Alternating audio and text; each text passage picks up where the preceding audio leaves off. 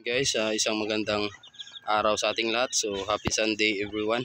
So ito yung ating Shamo Asil.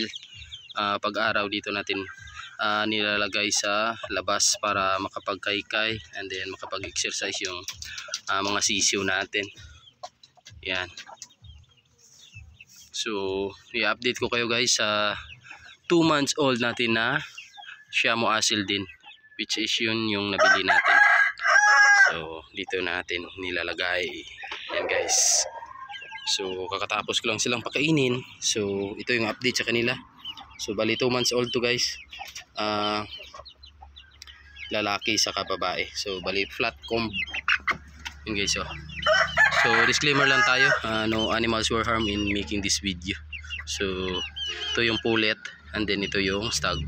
Yan guys. So yung palong nya. Yan bali flat comb. Yan. So wala pa masyadong balahibo. Yan guys.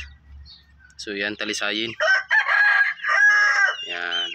And then yung babae parang medyo kanawayon or witin. Yan guys. So yan silang dalawa. Yan. So batang bata pa. So mabilis silang lumaki guys. So wheat feeding yung pagpapakain ko sa kanila. Yan. Yan. So yan yung ating stag and pullet. Yan guys.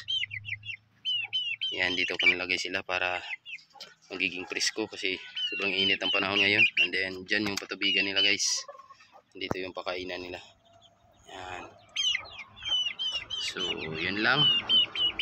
So yun lang guys yung update dito sa ating dalawang sisiyo na to. So yun. God bless to everyone.